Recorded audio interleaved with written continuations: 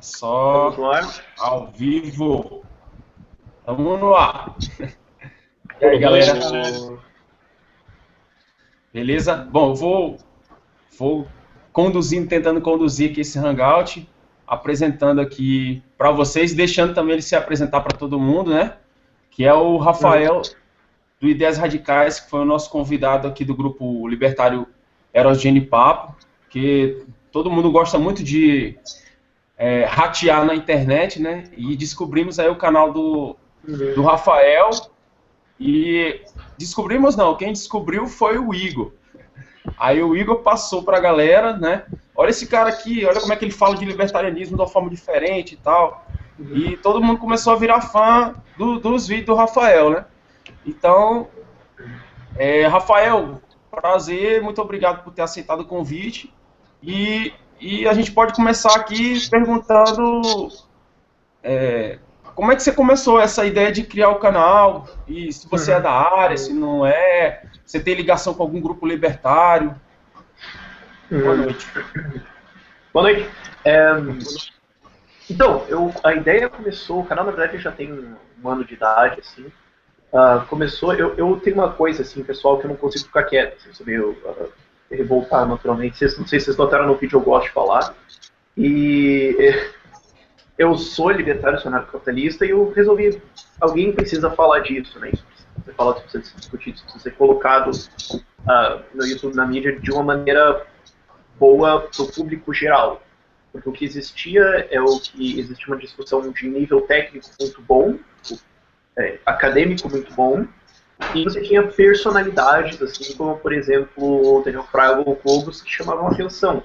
Mas não tinha aquele vídeo, aquele tutorial calmo para as pessoas aquele tipo de pessoa que só está revoltada com a situação e não sabe não sabe nem o que é liberalismo, acha que neoliberalismo existe, esse tipo de coisa. A ideia nasceu de vir falar disso. Eu sou ligado a um grupo de libertarianismo aqui de Curitiba, que é o GELD, o Grupo de Estudos de Liberalismo e Democracia. Às vezes eu confundo liberdade, democracia e memória, não é? Muito boa nesses aspectos. Mas eu participo de algumas reuniões deles, eles são um grupo de direito aqui da Universidade Federal do Paraná, majoritariamente eles são de direito. E eu converso bastante com eles, participo dos eventos e tudo mais, mas eu não sou parte, organizador, coordenador do evento, só apareço lá de vez em quando. Esse tipo de relação Massa. que eu tenho. Então você já começou esse canal com a ideia dele ser didático mesmo e falar para o público mais leigo. A ideia sempre foi falar para o público, eu publiquei um vídeo hoje sobre isso, inclusive, de falar para as pessoas de levar liberalismo e levar essas ideias para as pessoas comuns, assim, para quem realmente está revoltado com a situação e não sabe o que está acontecendo, não tem noção de história, de economia, de direito, nada. E a ideia era falar com essa pessoa, porque boa parte do discurso, principalmente em sites como o MB, a gente tem o Miss Brasil, que é muito bom, é um discurso mais técnico, mais complexo. Então, às vezes, aquela pessoa que só quer entender por que tem uma crise na Grécia, olha aquele artigo e fala, eu não tenho paciência. Então, a ideia era pegar essas pessoas, desde o começo, assim, ir para as pessoas comuns e tentar conversar com elas. Nossa, então foi um lance mesmo já pensado para isso. Cara, o Igor ou o Lucas tem alguma coisa aí a colocar ainda sobre esse tema, essa questão de como ele começou e tal? Vou deixar com o Igor. Rafael, quando tu começou a fazer... O Igor é teu maior fã. Eu já acompanhei teu trabalho há algum tempo, gostei da forma... Tu é muito sarcástico, irônico, eu também sou, né? Então me identifiquei contigo, passei para os meninos, eles gostaram e aí a gente chegou até o Hangout. A questão que a gente mais quer aqui no Piauí, que a gente é do Piauí, como é que a gente pode ajudar, entendeu? O nosso território aqui, o nosso Piauí, a disseminar, porque aqui a dificuldade é muito grande, você viu, né? O Brasil todo sabe, né? Que aqui é um dos estados com o maior índice, né? Com a maior quantidade de votos do PT. Então, como é que a gente faz, se você puder nos ajudar acerca disso, como é que a gente faz para furar um pouco essa barreira? Entendeu? Em vários aspectos, isso é uma coisa um pouco... Eu sempre fico meio preocupado de falar esse tipo de coisa, porque alguém pode acabar usando isso totalmente pervertido no sentido de usar isso como uma crítica de homem. Mas em grandes aspectos, eu acho que o Gramsci foi um gênio. Um gênio absoluto. Porque ele sacou, depois das tentativas de revoluções socialistas, alguns funcionaram, alguns não, que não dá para você atirar ideias para pessoas. Não dá para você pegar a galera que discorda de você e atirar neles e pegar a galera que concorda com você e tentar tomar. Isso não funciona. E não adianta você atirar nas pessoas até elas concordarem com você. Isso não funciona. Você tem que convencer elas a partir das ideias que elas usam. Ele estava falando basicamente de mídia, de conversação, de como passar ideias. E o que acontece no debate brasileiro, no mundial, mas é que tem muito confronto. Então, a gente encontra assim, tipo, temos eleitores do PT. E a gente imediatamente coloca na nossa cabeça que eles são, assim, esquerdistas, militantes, sindicalistas, revolucionários. Não, eu escutei um vídeo hoje sobre isso em que eu falo, a enorme maioria dos eleitores do PSOL, por exemplo, não faz a menor e sincera ideia do que é socialismo. Eles estão votando ali porque, vamos ajudar os direitos gays, eu não gosto do Aécio, eu não gosto da Dilma, então vou votar neles. Mas a enorme maioria dos eleitores do PT também não faz a sincera menor ideia do que está acontecendo ali. Eles só estão ouvindo as ideias. Só estão ouvindo, esse partido diz uma coisa, esse partido diz que esse partido me odeia, então eu não gosto dele. Então, ir para o combate, talvez assim, colocar essa ideia de eu vou conversar com um eleitor do PT, já coloca uma coisa que você chega combatendo com o cara. Mas às vezes quando você solta uma frase assim, nem que é por duas pessoas, por exemplo, aqui no meu vídeo que eu falo o salário mínimo é uma lei racista, todo mundo fica tipo, pera, esse cara não se posicionou em nenhum lugar do espectro político e ele falou uma coisa que chamou minha atenção, eu preciso compreender esse argumento. Então quando você coloca esse pé assim, tipo, 2 pés no chão, eu sou o revolucionário libertário e eu quero destruir a ideia do socialismo, você está criando um confronto. Agora quando você fala, isso como a educação podia ser melhor, e daí você fala de liberalismo, as pessoas ouvem. Porque você não está entrando com confronto, você está entrando com, olha, você tem esse problema, certo? Eis a minha proposta para resolver isso. E quando você entra desse jeito, as pessoas te ouvem. Aí às vezes a galera fala, não, mas pobre não vai gostar de liberalismo. Não, na verdade o discurso é ainda melhor para eles. Você pode dizer, você pode pegar qualquer situação, algum problema, é super fácil de fazer isso, algum problema que esteja polêmico agora no Piauí, não sei, me diga um agora. Algum problema político, alguma estrutura, alguma coisa que falhou, sei lá, os presídios, ou... Aqui teve um exemplo do estupro coletivo em Castelo do Piauí, né? Você soube disso? Eu fiquei mais ou menos por dentro do... Eu vi por cima, assim, mas eu não... Isso levantou, isso foi reportagem de revista, né? Puxou o tema da maioridade penal com muita força. E os 3 rapazes, foram 4, né? Foram 4 menores no estudo coletivo. 3 desses rapazes mataram um quarto. Então mostrou a ineficiência do Estado, né? Então, esse é um ótimo ponto esse é um ótimo ponto em que você pode falar, tá vendo esse sistema de justiça super lindo e bonito que você acha? Tá vendo como ele funciona? Agora, você pode usar o exemplo disso para dizer, olha, o sistema de justiça vai condenar essas pessoas? Eles vão servir uma sentença? Agora, socialmente, perante as outras pessoas, eles estão condenados eternamente. Esses caras nunca vão ter emprego, nunca vão ter nada. Mas que existe um sistema de justiça anárquico, que é livre entre as pessoas, é a opinião das pessoas que condena esses caras eternamente, conforme elas quiserem. E o sistema de justiça serve como uma mera formalidade que vai fazer alguma coisa ali que todo mundo vai achar que é uma piada. Isso também ergue outras questões, como, por exemplo, o desarmamento, a eficiência da polícia. Você pode ir erguendo os assuntos assim, que ao invés de você chegar e falar, tem que reduzir a maioridade penal, ou porque é um assunto potencioso, eu então abordei esse assunto da maioridade penal, porque a minha abordagem seria bem diferente. Daí você pode puxar um assunto de desarmamento aí, daí ao invés de você chegar como algum tipo de lunático dizendo, não, a gente devia ter armas, porque daí a gente podia fazer tiroteio quando a gente quisesse, que é o que as pessoas ouvem quando a gente fala sobre o rearmamento, pode falar, não, nesses casos de estupro, quando a vítima está armada, ela tem que se defender. Os estupros onde a vítima está armada tendem a não ser consumados. De repente a pessoa pensa, não, pera, é verdade. Você está entrando pelas ideias.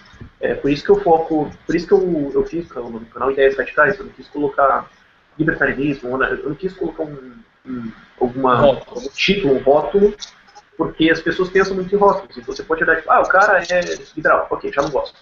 Então são ideias radicais. O galera fala, não, são ideias que vão ser diferentes. Ok, o título já está me dizendo isso. Agora eu vou ouvir elas. Quando você entra pelo debate de ideias, consegue discutir melhor com as pessoas. Entendi.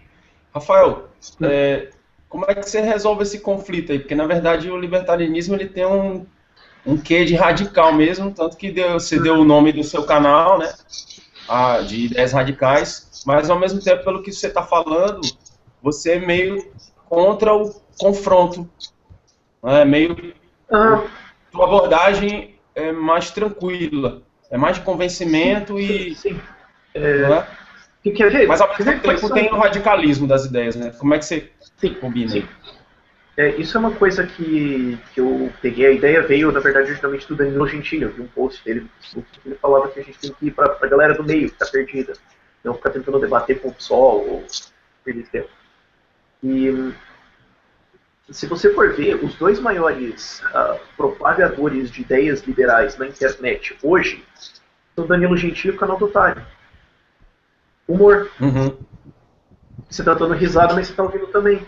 É através dessa crítica que entra. Por isso, inclusive, que quando o governo governos totalitários tentam reprimir a disseminação de ideias revolucionárias contra o governo, a primeira coisa que eles tentam ir é na cultura.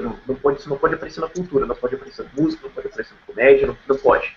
Porque isso faz entrar pela porta do fundo. Assim. Tem alguém que tem uma pergunta? Sou eu. Não, Rafael. Tu falou que... Tá cortando a imagem, mas tá... Rafael, tu falou que a gente não viu o seu vídeo, que a gente não deve debater com o pessoal da esquerda, com o pessoal do PSOL. Mas, por exemplo, você tem, por exemplo, um post de um cara do PSOL, vamos supor, no Facebook. Você vê que o negócio lá tá todo, né, culhambado. E o público dele vai pegar aquilo que ele falou. Então, como é que faz isso? Um debate com ele, deixa o público pegar, ou entra ali no comentário dele, botando alguma coisinha libertária para tentar... Não, você pauta a ideia, não pauta o cara. Isso é um erro muito frequente que eles cometem, de pautar o cara e não pautar a ideia. E acaba fazendo propaganda sem querer. Isso é uma coisa que eu falo que não é confronto, porque toda vez que você vai para um confronto, você expõe o seu adversário. Você está colocando ele na sala, então você está dando marketing para ele. Que foi o erro que aconteceu durante a campanha do desarmamento. Os desarmamentistas cometeram esse erro, eles fizeram um plebiscito. O plebiscito, por lei, dá direito de resposta se tem que ser o contrário. E daí os armamentistas puderam expor a opinião deles. Daí ferrou o desarmamento, o plebiscito inteiro. Se eles chegaram a expor a ideia. Então, se você arma um conflito, se você chega batendo no cara, você está dando ibope para ele, você está dando page link para a página dele, está girando comentário na página dele. Agora, sim, quando, por exemplo, o vídeo que eu quero trazer, quando acontece, sei lá, aquele atentado à bomba no Instituto Lula. Se eu fizer um vídeo sobre isso, eu estou falando do assunto, eu estou falando deles, eu estou pautando eles, eu estou pautando o discurso deles. Agora, se eu fizer um vídeo sobre uma lei que vai ser votada agora na terça-feira, que é basicamente uma lei anti-manifestação, estou falando sobre como o governo pode reprimir manifestações sem você perceber. Então, se você está... por exemplo, quando o Jean Willis... eu adoro ele, porque ele ajuda o liberalismo de uma forma que não tem nem começar a imaginar. Ou, sei lá, a Maria do Rosário também é fantástica. Ela ajudou a causa armamentista de um jeito assim... se ela expõe... Um exemplo forte. Aquela Maria Lúcia Pastorelli, né? Oi? Ela faz o marketing sem querer, né? Sim. É isso que acontece quando você faz um confronto. Você expõe o contrário. E eles fazem isso, eles expõem os libertários, os conservadores, os oponentes deles, sem querer. Agora, por exemplo, aquela Maria Lúcia Pastorelli, que fez 1 bilhão de vídeos falando da dívida grega. Foi rolagem da dívida que pagaria. Tá? Agora, se eu fizesse um vídeo resposta, o que eu ia ter que falar? Eu ia ter que falar da ideia dela, o nome dela, um vídeo com o nome dela, expor ela, explicar a teoria dela e depois dizer por que está errado. O que eu falei de liberalismo? Nada. Agora, se eu fizer um vídeo de por que a crise da Grécia aconteceu, eu respondi ela sem pautar ela, eu pautei a ideia. Então eu estou espalhando a ideia liberal sem dar marketing para os caras. E eu não estou fazendo um confronto, eu não estou dizendo que eu estou opondo ele, eu estou dizendo esta é a minha ideia. Ponto. Então você não cria um confronto, você entra de uma maneira leve, de uma maneira expositiva, didática, você pode até ser engraçado. É legal, porque as pessoas não estão no confronto de, porra, peraí, eu tenho que escolher um lado. Elas falam, não, deixa eu ouvir isso aí, cara, sei lá. É tipo conversa de táxi, um cara tá falando uma coisa, outro tá outra, você tá ali ouvindo, não. Vamos pensar. Rafael, então a gente podia, assim, para entender a tua abordagem, dava pra gente diferenciar o trabalho que tu faz, a abordagem que tu faz, como se fosse a diferença entre alguém que faz um trabalho mais pedagógico e alguém que faz um trabalho mais de militância. No teu caso não é militância, não é bater de frente, não é combater personalidades, nada disso. Não é um trabalho de militância, é um trabalho pedagógico mesmo que não tem que envolver militância. É mais ou menos isso? Eu não diria que não tem que envolver militância. Em alguns pontos no canal eu vou ter que pegar algum caso e falar, tá vendo, essa ideia, esse personagem, isso aqui tá completamente errado. Em algum ponto essas coisas vão ter que acontecer. Agora o foco, eu coloco o foco no didático porque isso é uma coisa muito fácil de esquecer. A enorme maioria das pessoas no Brasil não estão fazendo a menor ideia do que é filosofia liberal. Nada, eles sequer sabem que existe. A enorme maioria das pessoas no Brasil acha que neoliberalismo existe. Sabe?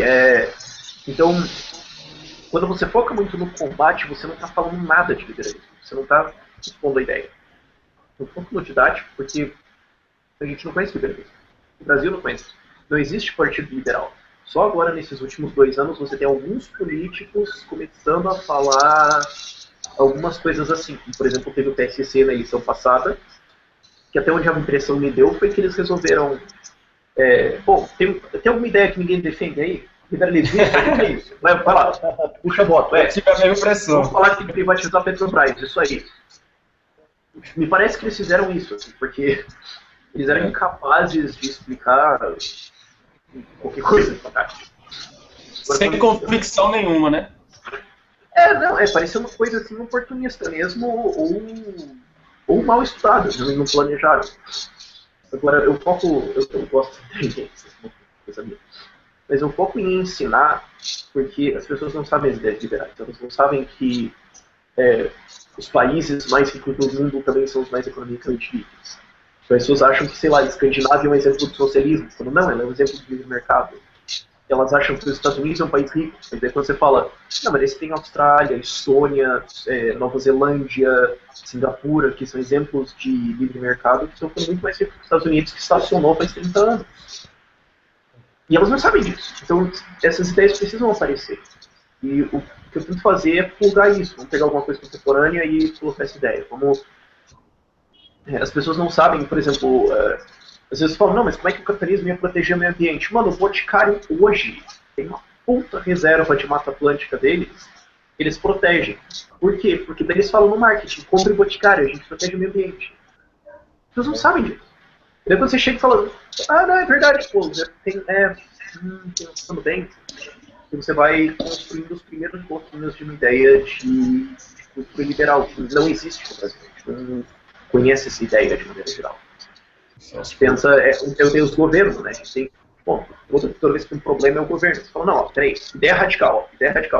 Talvez ele seja o problema. Aí todo mundo fica, não, pera, uou, essa é nova. E é interessante.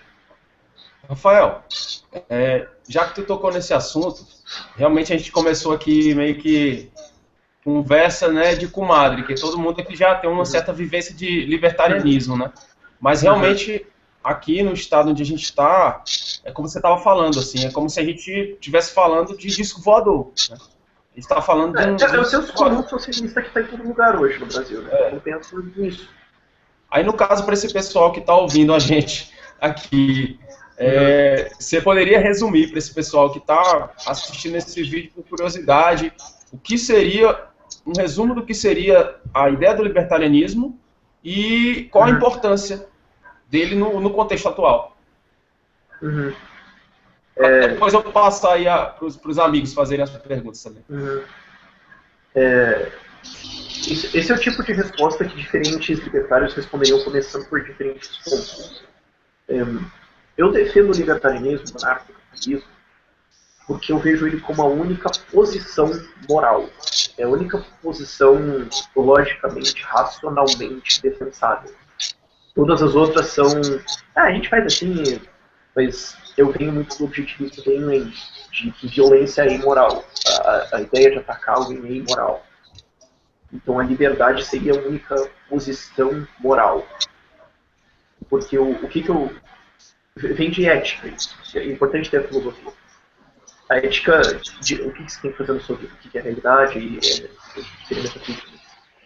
De qual que é a busca do ser humano. A busca do ser humano é a felicidade, a gente quer ser feliz, a gente quer o melhor possível para nós. E o jeito que você consegue isso é com liberdade, isso exige liberdade. Então, essa é a minha defesa de liberdade. Coincidentemente, esse é o melhor jeito de organizar uma economia. Coincidentemente, esse é o jeito que promove mais desenvolvimento para o maior número de pessoas. Como o Milton Friedman falava, existe uma máquina capaz de exterminar a pobreza sistematicamente ao livre mercado. Então, por acaso, essa coisa, que é a única coisa moralmente defensável, também é a melhor coisa que pode acontecer. Mas se não fosse, também continuaria defendendo ela. Isso é a importância da liberdade. É a posição filosófica, o que é certo, o que você deveria fazer. Quando eu analiso o que é a realidade, o que eu deveria fazer, quem eu sou, como é que a gente deveria se relacionar, a única posição lógica que eu consigo defender é a posição da liberdade. De eu não poder influenciar de eu não poder violentar outra pessoa. As organizações têm que ser espontâneas, têm que ser consentidas. A ideia de obrigar alguém é imoral, é errado. É que nem você chegar lá e 2 mais 2 é 8. Não, tá errado. Errado mesmo. E isso é como eu sumarizo o libertarianismo para mim. Alguns outros poderiam dizer outra coisa, isso é econômica, é isso. Mas eu vejo isso, essa é a importância que eu dou para a liberdade. E historicamente ela é o que salvou a gente. Historicamente a humanidade viveu em enorme pobreza e enorme tirania. Esse é o fato. Por isso, inclusive, que eu digo que o socialismo é reacionário. E o que ele faz? Ele volta a gente para extrema pobreza e extremo totalitarismo. É uma filosofia, na prática, é reacionária. Agora, quando que a gente saiu de extrema pobreza e extremo totalitarismo para uma posição de maior riqueza, de maior longevidade? Quando a liberdade venceu. Quando a liberdade começou a aparecer como uma filosofia, os governos perceberam que não adianta atirar nas pessoas. Não tem jeito, o governo vai encolhendo, até a posição que ele é hoje, que é pequeno se você comparar com o que era um governo faraônico, onde o Deus na Terra podia organizar a sociedade para construir uma pilha de pedra para ele. Então, resumindo. Legal. As pessoas, normalmente, elas vivem com essa ideia, isso o Igor, inclusive, pode falar sobre isso, então o Lucas, com essa ideia de que de dependência mesmo do Estado e de pedir tudo para o Estado. Eu acho que o Igor ou o Lucas podem tratar sobre esse assunto e fazer alguma pergunta para o Rafael, né? Que essa visão, essa bitolação das pessoas com o Estado é uma coisa impressionante, né? Vocês podem falar alguma coisa sobre isso? Lucas, eu acho muito interessante a forma como o Rafael dissemina as ideias. Por exemplo, quando ele falou que imposto é roubo naquele vídeo, ele justifica muito bem porque imposto é roubo. Até eu que não sou anarcocapitalista, estou mais para liberal, como ele chamou, minarquista, ele justifica muito bem. Ele explica de forma sucinta que, digamos, você está pagando por uma coisa que você não quer pagar, por mais que a saúde, a educação e toda a população está pagando. Não é só um elite, não são só os pobres, é toda a população. Eu acho também um espantalho você dizer, tem inclusive pessoas que dizem, eu acho que isso faz espantar, só ricos pagam impostos. Isso é uma besteira enorme. Todo pobre que vai no supermercado, ele paga tributos indiretos. Ele passa a compra, ele está pagando uma turboada, muitos impostos, ele está pagando todo tipo de imposto. Então, eu acho que a gente tem que fazer eu acho que é muito bom esse trabalho que o Rafael está fazendo de decodificação, e inclusive eu escrevi um artigo, o Igor, essa pergunta é do Igor, mas eu vou dar uma roubadinha na pergunta do Igor. Foi excelente a pergunta do Igor. Propriedade intelectual não existe, tá? Você pode roubar mesmo. rouba, mas rouba na cara, não rouba por trás igual o Estado, né? Meu roubo é na cara, como o Vitor disse. A pergunta é o seguinte: o Estado, né, governos municipais, federais, estaduais, arrecadam por meio de tributos 40% do que é produzido, do PIB, dos bens e serviços finais. O Estado seria 46% arrecada... se a gente não sonegasse. Exatamente. Aí o que acontece?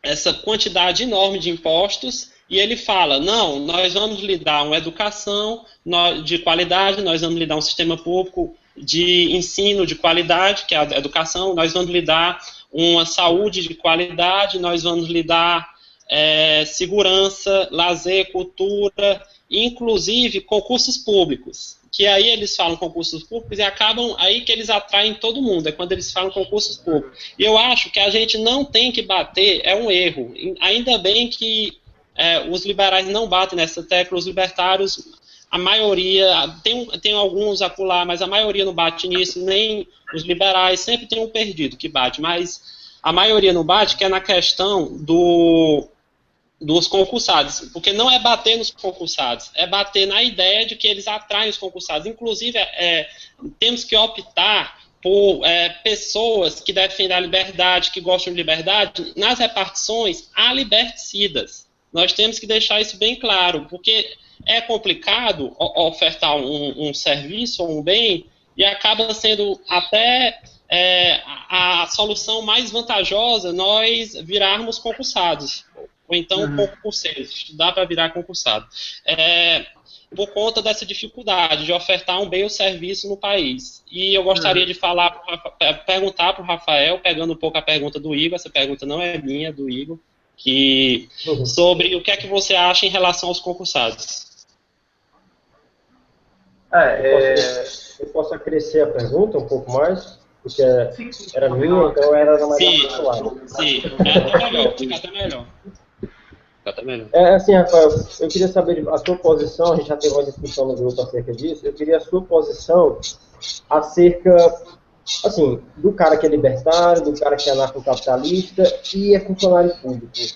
Eu queria te perguntar assim, na realidade, você acha esse cara hipócrita? Você acha que ele tem condições de segurar um debate contra o Estado se ele é um Estado? Então, aí a gente vinha da posição... A minha resposta, eu sempre saio de primeiros princípios de filosofia. Seria moral, seria ético. Essa coisa de... Só para o ponto que eu estava antes, né? Essa coisa da cultura do Estado é uma questão de cultura. Se a ideia não está no ar, não tem como as pessoas tirarem a nossa cabeça. A ideia tem que entrar. É raro alguém criar uma ideia. E é aquela coisa, se você nasce num país muçulmano, o Irã, você provavelmente vai ser muçulmano.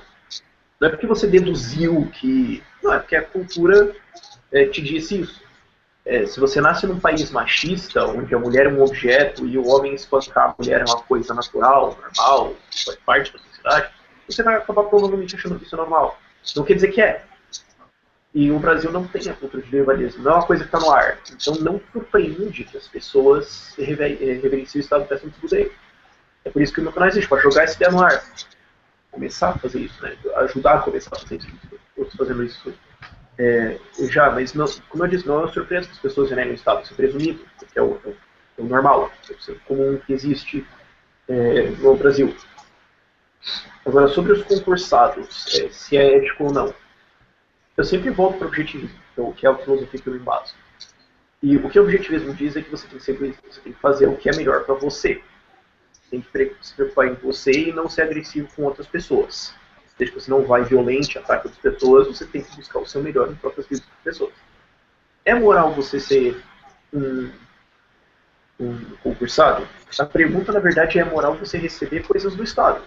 Se você é um concursado, você está recebendo direto do Estado. Se você usa um serviço público, uma estrada, um hospital, uma escola, está recebendo dinheiro indiretamente do governo. Você pagaria por aquilo, mas ao invés de pagar aquilo, você foi roubado e isso foi pago para você. Se você, sei lá, passa por algum câncer, alguma coisa, em que você passa por um tratamento com SUS multimilionário, que você obviamente não pagou do total, você está recebendo do Estado. Você não é um funcionário público, mas você recebeu dinheiro indiretamente. Você recebeu recursos. A questão é se isso é moral ou não. E antes de a gente fazer isso, a gente tem que dar um passo para trás e pensar. Se eu não usasse a escola pública, eu tenho um filho e eu preciso pôr ele na escola pública porque eu não tenho dinheiro para pagar uma escola privada, não posso. Seria moral eu pôr ele na escola pública e ser um anarquista? Seria. Por quê? Porque se eu não colocar ele na escola pública, a escola vai deixar de existir? Não vai. As pessoas vão deixar de ser roubadas para pagar aquilo? Não vão. Os servidores envolvidos vão ser demitidos? Não. O roubo já foi efetuado. Já está construído, já está feito. Se eu me prejudicar por causa disso, eu estou me colocando para trás e as outras pessoas não estão vendo nada. Elas não estão reavendo o dinheiro que eu teria consumido. Isso não vai acontecer. Então, o roubo não foi eu que fiz. Exemplo diferente. Se você está morrendo na rua, você levou 3 tiros, sei lá, e um nazista racista chega para você e fala: eu posso te curar, eu posso fazer primeiros socorros com você, você não vai morrer. Você teria que recusar? Não, óbvio que não. Torna o cara certo? Torna o fato do cara ser um racista certo? Não. Quer dizer que você está fazendo o melhor para você, dentro das possibilidades que você tem. Então, se você tem que sustentar a sua família, se você tem que pagar suas contas, e o jeito que você encontrou é ser um servidor público, é moral você fazer isso. Porque o roubo já está feito, você não vai desfazer ele. Você não vai desfazer nada, as pessoas não... E não foi você que roubou, foi o Estado. Foram as outras pessoas. E já está feito de qualquer jeito. Agora, você se jogar para trás, a seu prejuízo, sendo que ninguém vai ganhar nada disso, numa ação sem moral, você tem que atacar alguém. Você está atacando alguém? Não. É outra pessoa que está te atacando. Agora, você está financiando isso? Seria imoral se você fosse defender-se. Você for e falar: não, você tem que crescer, você tem que roubar, você tem que fazer isso. Aí é imoral, porque aí você está defendendo uma imoralidade. Agora, se você está no SUS, aí em range recebeu ajuda médica no fim da vida dela, porque ela fumava e não outra. Claro, o que acontece depois que você passa do trauma de uma revolução russa, né? Foi imoral? Não. Ela continua viva. Ela não ter aceitado aquela ajuda não muda nada. Em termos do orçamento americano. Mas ela pode continuar propagando as ideias dela. Então, digamos, se eu tivesse, sei lá, recebendo, se eu tivesse... eu cursei universidade pública, mas eu não posso falar: não, eu vou não cursar uma universidade pública, mas eu não posso cursar uma universidade privada. Eu não vou cursar uma universidade porque eu não quero roubar das pessoas. Não sou eu que estou roubando. E eu estou me prejudicando a nenhum das pessoas, sendo que elas não estão sendo lesadas pela minha ação de cursar ou não cursar. Então não há imoralidade. Entendeu? E com relação à militância do funcionário público, libertário anarcocapitalista? Essa é a minha dúvida. Entendeu? Como é que esse cara vai ter, sei lá, se ele tem o direito de defender essa ideia? Não é questão dele ter direito ou não. Ele pode militar. Ninguém impede. Mas como é que ele tem a prerrogativa? Como é que ele se sustenta em defender e ser contra o Estado se ele é o Estado? Essa é a minha dúvida, assim, entende? Não, ele não é o Estado. Esse é um vídeo que eu quero publicar aí. O Estado é uma ideia. Ele não é uma pessoa. Nenhuma pessoa é o Estado. A Dilma não é o Estado, nenhum deputado é o Estado. O Estado é a ideia. Mas ele representa o Estado. Depende do cargo que ele está exercendo. De fato. Depende. Agora, ele não é o Estado. O Estado é a ideia de que algumas pessoas podem tomar as suas coisas e isso não é crime. Essa é a ideia. Isso é o Estado. É a ideia de que eu posso, porque eu nasci o rei, porque eu fui apontado por não sei o quê, porque, sei lá, porque me elegeram, a ideia de que alguma coisa pode legitimar eu pegar as suas coisas e isso é roubo. Isso é o Estado. Então, o funcionário público não é um Estado. Ele está exercendo uma função. Ela pode ser boa ou não. Aí a gente vai ter uma coisa de funções. Agora, qual que era a direção da pergunta mesmo? Em relação à militância, o cara vai militar, é funcionário público, ou comissionado, ou concursado ou comissionado, e ele vai militar, ele vai levantar a bandeira do anarcocapitalista, ele vai libertar. Como é que ele vai segurar, como é que ele vai sustentar a defesa do não-Estado se ele está trabalhando para o Estado? Pronto. Bom, ele pode sair e arranjar um outro emprego, se ele se sentir obrigado por isso. Agora, se ele não conseguir, eu estou imaginando assim, o cara que fala, olha, eu preciso trabalhar nisso aqui, eu não consegui outra coisa agora, eu estou restringido por certas circunstâncias, mas eu quero defender essa ideia. Defenda ela. Você está defendendo essa ideia, você está conseguindo por outras coisas que te impedem de largar esse emprego, você pode fazer outra coisa se você quiser. Agora, meio que uma coisa assim, que se a paralela vale, o exemplo radical, eu gostaria de jogar, por exemplo, o extremo. Se o extremo vale, o anterior também vale. Então, digamos assim, se eu estou na Alemanha nazista e o exército alemão me recruta, fala, ó, ou você é recrutado ou você vai morrer. Não tem escolha. E você vai ter que exercer uma função, sei lá, administrativa. Você vai ter que assinar os papéis aí. Eu vou ter que sobreviver. Eu posso depois, ao longo dessa função, tentar sabotar o negócio por dentro. Agora, não é racional falar pra mim que eu deveria ter escolhido morrer. Eu poderia ter escolhido fugir, ou eu sou normalmente obrigado a fugir, a tentar desviar, não sei o que. Agora, se a escolha é morte, fim da minha possibilidade de exercer escolhas, essa não é uma opção válida. Tem que tentar sobreviver. Mas aí é o ponto em que todo mundo vai começar a fica aquele debate louco. Eu tenho um caso meio grave de rinite, eu tô um pouco disparado, então eu tô um pouco. Não posso estar um pouco nasalado, mas desculpa. Sem problema. Vai lá, Lucas. Eu tenho uma pergunta do amigo que está no WhatsApp aqui. Aí tá perguntando, mas vai logo. Eu queria deixar só uma coisa clara, porque eu tenho medo, às vezes, até de editarem, pegar alguma coisa que eu não falei e falarem que eu falei isso. Que eu deixo bem claro que eu acho que quase todo mundo no grupo, se não é quase todo mundo, é a maioria. A gente defende, sim, como o Rafael disse, o nosso dinheiro já foi, a gente defende, sim, que libertários, que liberais, que a maioria, quem defende a liberdade, trabalhem em repartições, sejam concursados e façam a mudança por dentro. E façam a mudança por dentro. Então, eu defendo sim, eu prefiro que pessoas libertárias, liberais, trabalhem em repartições a liberticidas. Eu defendo o libertário, o liberal em empresas públicas. Para deixar um pouco bem claro, para não editarem, não... Eu estou me sentindo muito importante. Não, vamos fazer isso. Tem gente que fala que o Mises definiu o fascismo, né? Não tem como implicar. Mas o que eu deixo claro é que se o cara não tem alternativa, você vive numa cidade e todo funcionalismo é público, você não tem opção... Que é o nosso caso. Sei lá, ou mesmo você trabalha privado, mas para uma repartição pública também. Você pode exercer esse argumento, você fala, ó, eu sou motorista terceirizado de uma empresa pública. Eu estou roubando pessoas? Não, você tem um emprego. Eu não posso pedir racionalmente que você passe pontos na minha liberdade. Exato. Posso fazer a pergunta? Aqui é o nosso caso.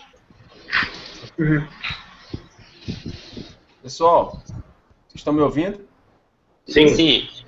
Porque eu tô com um probleminha de conexão aqui, mas qualquer coisa, se eu oscilar, vocês podem continuar aí mandando, né? Mas agora, por enquanto, minha conexão tá bacana, voltou a ficar legal.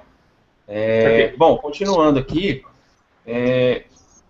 parece que o Rafael é um Rothbardiano, não sei se eu tô enganado.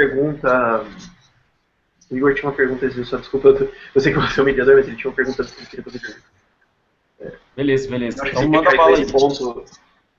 Eu tenho uma pergunta do nosso amigo aqui, do Piauí, do grupo, Xavier. Ele me perguntou aqui no WhatsApp para fazer a pergunta para o Rafael.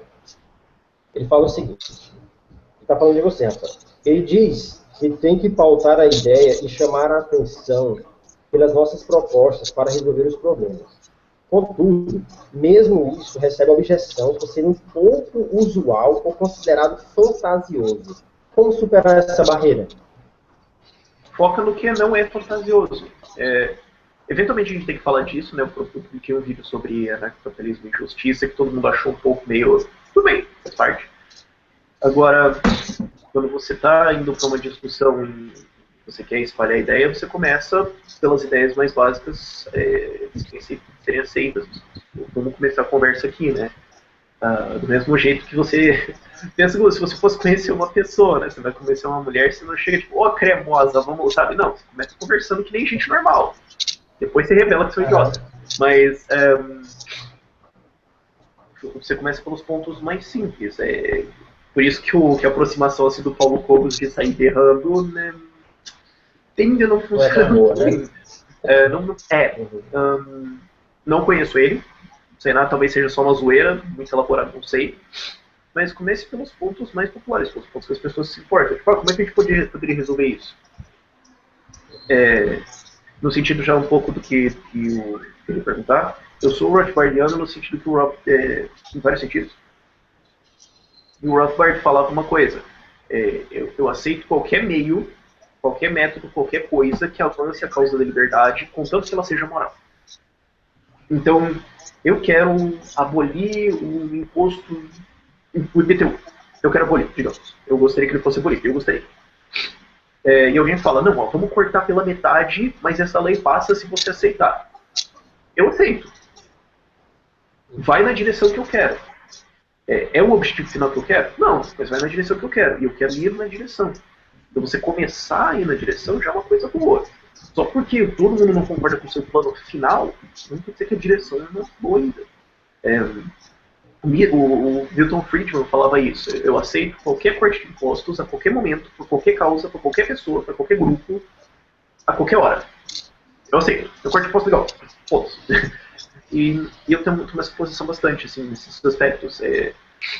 Se você vai entrar na filosofia da liberdade, mas você vai discordar de mim de como a gente organizaria uma polícia, eu não vou falar que... Eu não vou completamente excluir você. Não, tudo bem. Tem aí, tudo bem. Ótimo.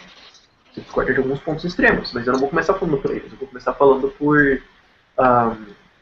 vocês já perceberam que a gente teria mais emprego se a CLT não fosse tão chata? Sim. Um ponto bom de concordar. A gente começa por aí. Uhum. Eu tenho outra pergunta, enquanto o Vitor não volta. Ela é um pouco assim, mais aprofundada, né? Uhum. Mas eu tenho uma lacuna que eu tenho. E nunca ninguém conseguiu me responder isso. Talvez tu possa até falar que a tecnologia vai resolver isso, mas eu queria saber a tua posição. Com relação ao trabalho de fiscalização. Né? Por exemplo, fiscalização de agrotóxicos. A fiscalização de agrotóxicos é uma coisa complicada para o mercado, por si só, a mão invisível, podar. Então, porque o agrotóxico ele é colocado lá na lavoura, fica distante da cidade, e o consumidor final tem dificuldade, não tem como detectar isso e tudo mais. E esse trabalho é feito pelo Estado. Então, esses trabalhos de fiscalização, como seria assim... como se daria a forma de fiscalizar isso sem o Estado?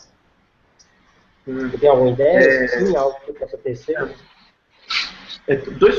Quando a gente tem essas perguntas assim de como seria no ANCAP isso, eu sempre coloco dois corolários.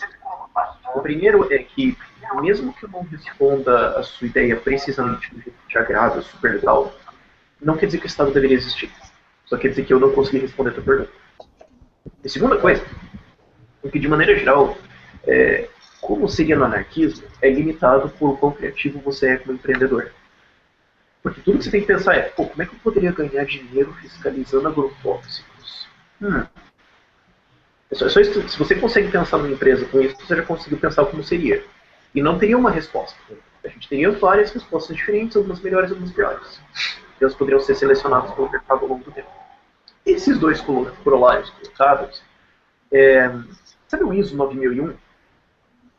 Sim. É uma certificação, eu não faço a menor ideia do que ela é, mas é uma certificação que todas as empresas querem. Porque a galera olha e fala, pô, ele tem essa certificação, isso é bom, né?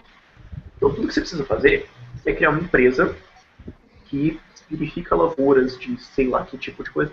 Eu vou trabalhar só com feijão, ou eu vou trabalhar com todas, e eu verifico isso, e eu tenho a minha reputação como empresa, e eu vou na sua lavoura, faço a verificação, e se você passa, eu te dou o meu selo. Ó, é a minha empresa aqui, sei lá. É tipo, pensa no selo de um metro, mas é uma empresa fiscalizadora. E essas coisas já existem. Tem várias empresas que fiscalizam esse tipo de coisa, empresas privadas mesmo. E eu vou colocar o meu selo no seu produto, você vai poder ter ele no seu produto, se você colocar ele falsamente no processo, de um jeito que você não consegue nem imaginar. Você vai ter esse selo no seu produto e quando as pessoas forem comprar, elas vão olhar. Esse aqui tem um selo de tal, então a empresa tem 4 empresas diferentes e foi verificada para agrotóxicos. Esse aqui tem um selo, esse aqui não tem nenhum. Qual que eu vou comprar? Você já tem uma resposta. Como é que a empresa ia ganhar dinheiro? Cobra do fazendeiro. Tem vários outros jeitos que você pode imaginar de comprar isso, mas esse é o primeiro que tem na cabeça. Então está sempre pautado na questão da reputação, né? Sim, mas isso é uma coisa que já funciona. Às vezes as pessoas falam... Um exemplo... Não, termina que eu vou falar um exemplo meu prático disso. As pessoas pensam que esse sistema de reputação é muito doido, é muito... Mas é fácil esquecer como ele já funciona. Quer ver? Tem umas coisas, isso funciona quando você tem um grupo de pessoas grande, isso funciona. Eu vou falar uma marca e você vai pensar numa coisa, que é a reputação da empresa que danificou a marca permanentemente. Quer ver? Para. Todo mundo já pensa, cara, teve aquele negócio do trabalho escravo, né? Quer ver outra coisa, que é uma marca que sofreu imensamente no Brasil? A Parmalat. Bastou uma que, tem formol no leite. Uma. Tiveram que puxar muito de leite, foi um escândalo, e hoje a marca está danificada. É um sistema de reputação que já existe. Qualquer empresa associada com a Petrobras, pronto, já tomou na cara gigantescamente em termos de reputação. Esse sistema já existe, já funciona. Claramente, ele já danifica marcas enormemente todos os dias. Mas a gente não percebe isso tão fortemente. Eu tive um caso que aconteceu comigo, que eu tive um problema com a empresa, e essa empresa não respondia meus e-mails, no telefone ninguém atendia. Aí o cara, quer saber de uma coisa? Eu vou vir aqui no Reclame Aqui. Vi que a empresa não tinha nenhum registro dela. Fui lá, fiz o registro, botei CNPJ, botei o número. Rafael, em menos de 24 horas, a moça lá da empresa me ligou e resolveu meu problema. Se eu fosse procurar resolver isso pelo Procon, eu estava até hoje tentando. Nossa, adeus.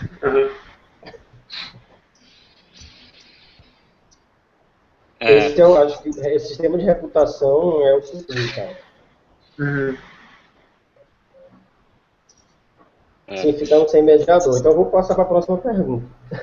Deixa eu só pegar uma pausinha aqui. Tá bom. Pessoal, vocês estão me ouvindo? Sim. A gente está ouvindo. Tá muito picotado aqui, então tá difícil de eu acompanhar o debate de vocês. Aí vocês podem ir conduzindo aí. Se eu quiser, vou passar aí a condução pro Igor. Aí se eu tiver alguma pergunta aqui, eu mando pelo bate-papo aqui, ou então... Mas tu tá falando no áudio, fica no áudio. Dá para ouvir perfeitamente. Conduz pelo áudio.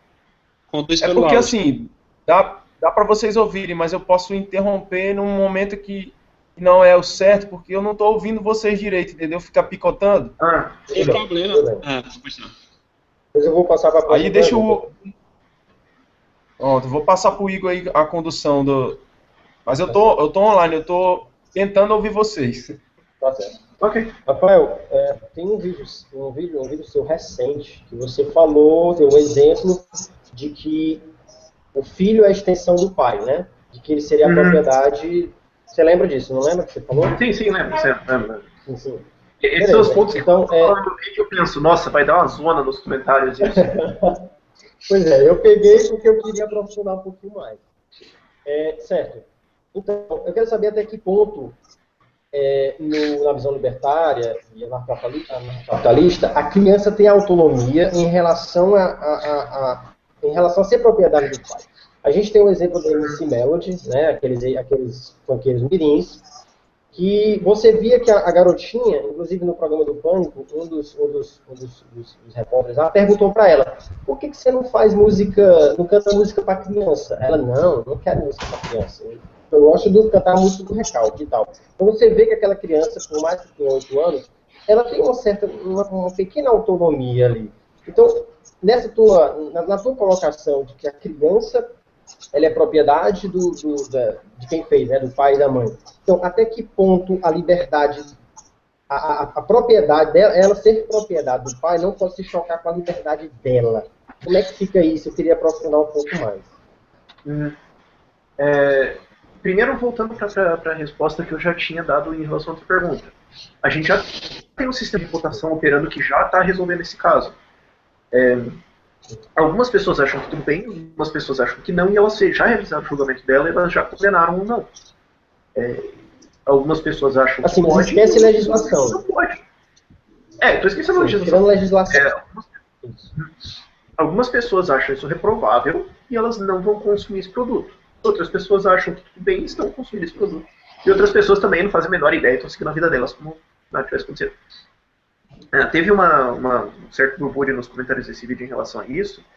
E em última análise é o seguinte. Você pode maltratar o seu filho.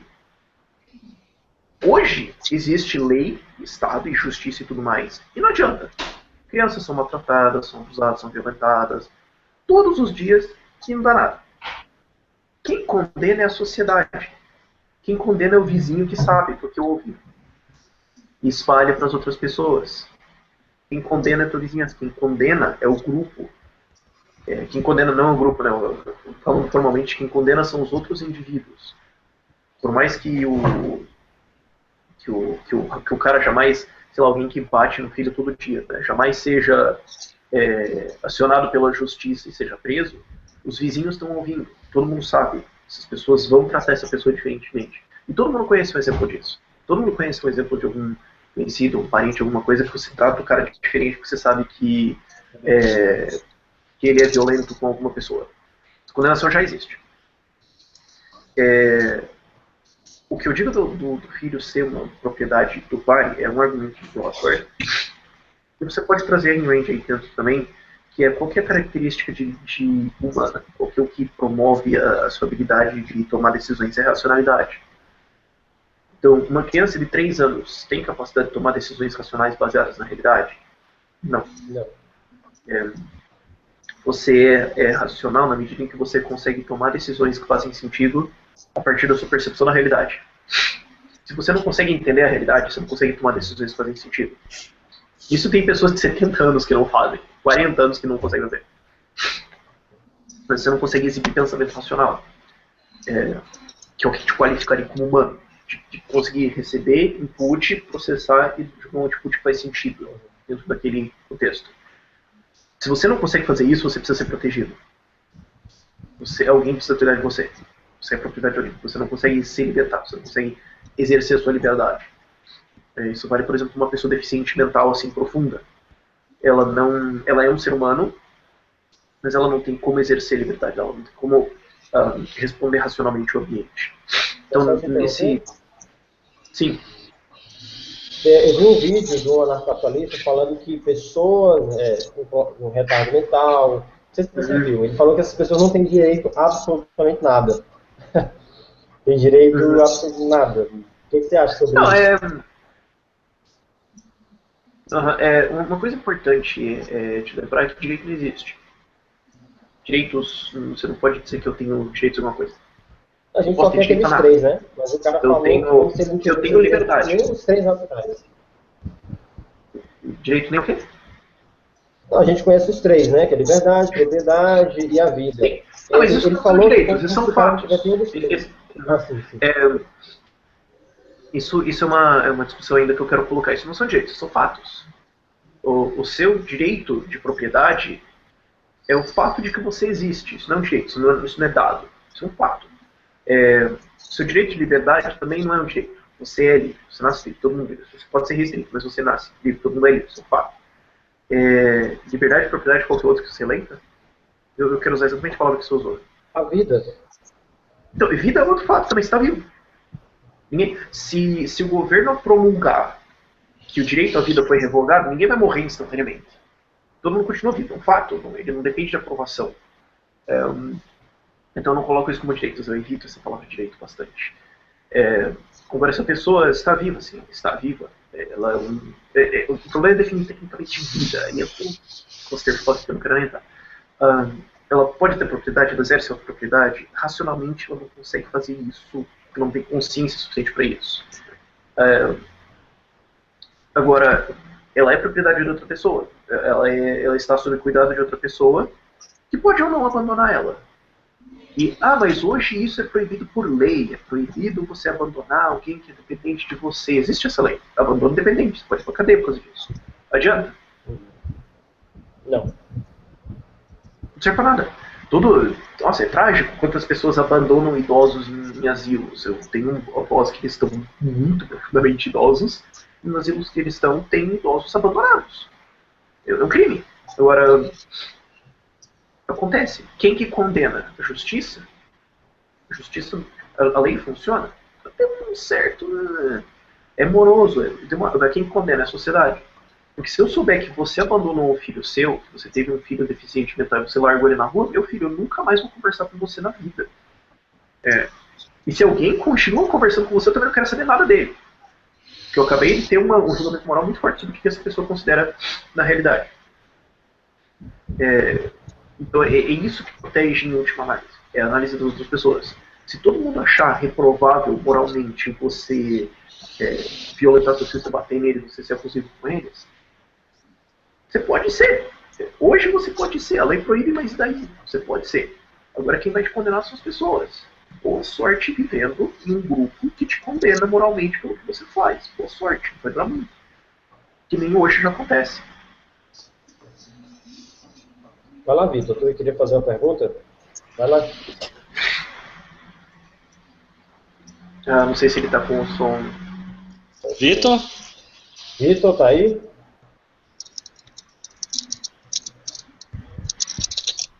Não. Acho que não foi dessa vez.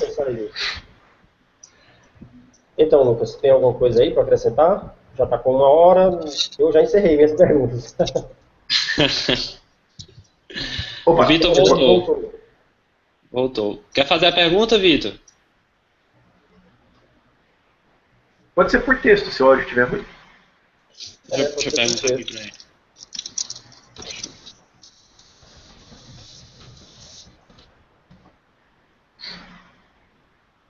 Esperando.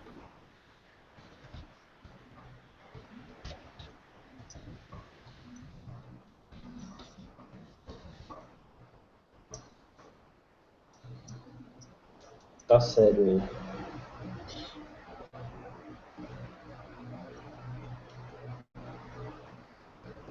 Não, acho que...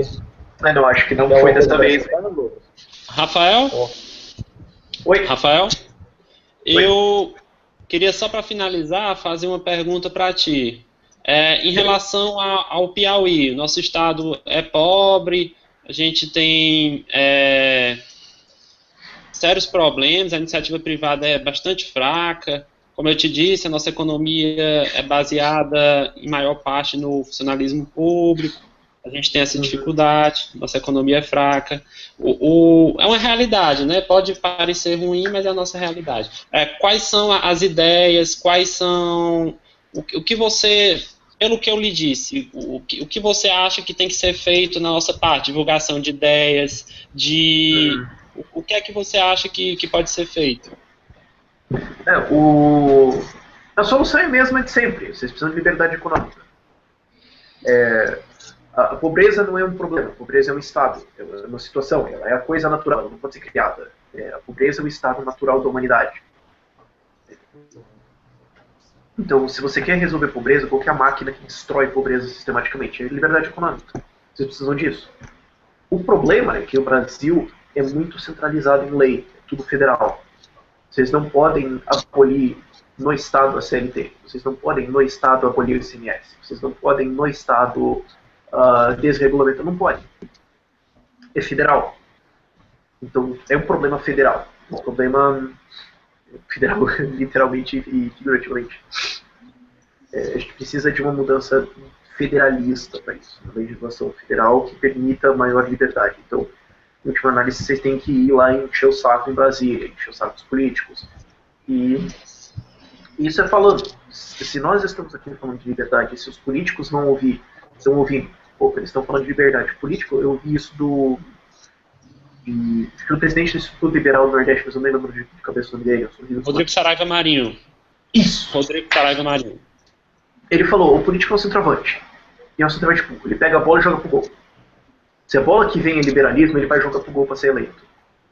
Então, se a gente está falando de liberalismo, e se eles estão ouvindo isso, a gente vai ter, por exemplo, o Renan Calheiros, que estava declarando 3 semanas atrás, que o ajuste fiscal era tacanho porque tinha que mexer na burocratização também. Renan Calheiros está falando que tem que liberalizar a economia. Se o PMDB, se as cabeças do PMDB estão falando de liberalismo, é porque o bagulho está ficando louco. Eles têm que ouvir. Se eles estão ouvindo, eles estão falando, tem que encher o saco deles. Infelizmente, a gente está preso por isso. Agora, fazer barulho. Fazer barulho. Cria grupo aqui, cria grupo lá, tem canal aqui, tem canal lá, manifestação. Nesse sentido, eu acho que manifestação é bonita. Você tem milhões de pessoas na rua falando, a gente quer isso. E daí não tem como você falar, não, é uma farsa. Não tem, tá todo mundo lá, pô. Não tem sanduíche de mortadela o suficiente pra isso pra todo mundo aqui.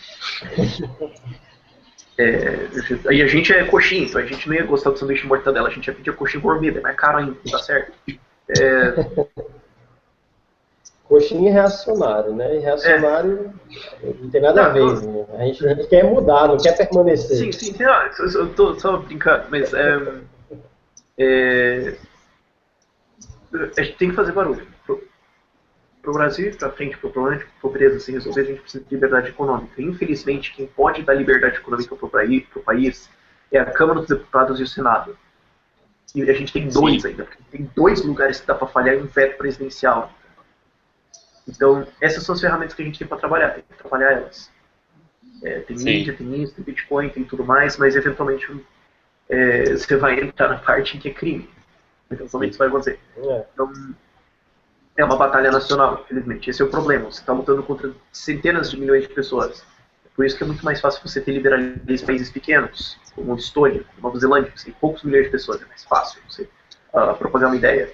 E por isso que eu também acho que é muito boa a proposta da secessão. Se algum está incomodado, saia. Se a gente tivesse... Eu defendo muito a secessão de São Paulo. Porque São Paulo ia virar um paraíso liberal, sim. Porque sabem que funciona. Paraná, Santa Catarina, bom. Outros estados. Talvez... ou se assim, sei lá. Se o norte de Minas Gerais não quer ser liberal, mas o sul quer, separa também. Nesse aspecto, eu acho que a secessão ajuda, porque a gente não precisa convencer 150 blocos. A gente saiu e a gente vai fazer isso. Se vocês não gostaram, fique pra lá. Mas, infelizmente, na Constituição também é proibido. Eu não sei se a lei pétrea, direito de secessão não é cláusula pétrea?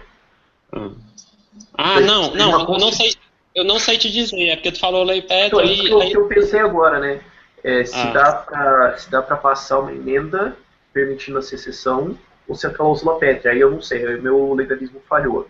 Não, eu não sei te dizer também, eu te interrompi, mas... Bom, alguém nos comentários vai responder a gente chamando de babaca, então resolvido isso.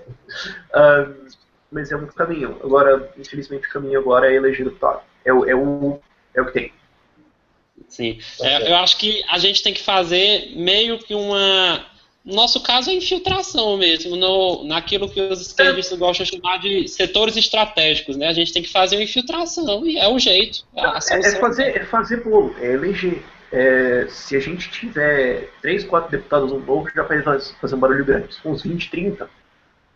E daí você vê o que os outros partidos querem fazer. O PSDB está com uma onda mais liberalista, o PMDB fala o que quer ser falado, então... É só todo mundo tá falando que o PMDB começa a concordar também. O Sarney encarnado. adoro aquela piada do Danilo Gentili que o Sarney, quando teve câncer, pensou, ele vai ganhar? Se for ganhar, eu tô apanhando. Isso eu vou entender. Se todo mundo é liberal, o PMDB vai falar, legal, tá bom. Você tem isso crescendo, você tem uma onda de liberalismo. E o Brasil está vendo agora a maior onda de liberalismo da história, mas a única. Porque dizem que o Fernando Henrique foi liberal. A gente tem um momento agora em que pode acontecer, nos próximos anos alguma coisa pode acontecer muito grande na direção do liberalismo. É isso que a gente precisa trabalhar. E fazer barulho faz isso, atrai os candidatos. Infelizmente é um sistema que a gente está travado por enquanto. Rafael, tu tem alguma, sei lá, algum pensamento no futuro de se afiliar em algum partido libertário, tentar alguma coisa, ou tu quer ficar só mesmo na parte didática? Eu acho que isso está muito longe. É aquela coisa, eu aceito qualquer meio que seja moral. Se alguém falar, olha, você quer ser o ditador intergaláctico presidente para fazer a revolução liberal? Tá bom. Se não for, eu vou outro. Então, se eu for... Se a oportunidade aparecer, se isso ajudar a causa, sim. Só que eu não estou pensando nisso, não é uma coisa que me ocorre, assim. Mas se avança a causa da liberdade... A gente tá na guerra ideológica, né? Uma análise, assim, é aquela coisa, tipo, você se omitiria de fazer um grande bem porque você teria que entrar no coração de fazer? Não vejo a lógica nisso. Só que não é o que eu estou me preocupando. E aí, Lucas, tem alguma pergunta? Vamos encerrar? Já está com mais de uma hora. Não, hoje eu resolvi falar pouco mesmo porque não estou muito bem ainda assim para falar em vídeo, mas eu tenho um blog pessoal que é o lucasrebelo.blogspot.com e eu escrevo também para o piauiliberal.blogspot.com. Piauí Liberal, o povo do grupo escreve, do grupo Heróis de Genipapo, que é o nosso grupo que está entrevistando o Rafael, do Ideias Radicais. E eu gosto muito do canal do Rafael, que ele consegue passar as ideias, né, isso que eu chamo de ideias que parecem radicais, ele consegue fazer essa decodificação. Ele consegue passar as ideias de forma educada, de uma forma que muitas pessoas queriam ouvir, e cresce muito, né? Ontem eu fui dar uma olhadinha, estava cerca de 7 mil inscritos, hoje já fui ver, estava chegando em 7.200, não sei se passou em 7.200, eu gosto muito do canal do Rafael e eu vou deixar o Igor terminar e perguntar se o Rafael quer falar alguma coisa do canal dele, como começou, só para terminar. E gostei muito da entrevista ao Rafael, muito obrigado, eu vou passar para vocês dois. Tem a pergunta do Vitor. O Vitor mandou a pergunta aqui. Posso ler? Tem claro. Vamos lá. Ele falou o seguinte: por que o brasileiro é obcecado pela ideia de que o governo deve investir em educação para melhorar a educação? Investir em educação não seria a maior ilusão da cultura brasileira hoje? É uma das maiores, mas é uma questão de barulho. É aquela coisa, uma mentira contada suficientemente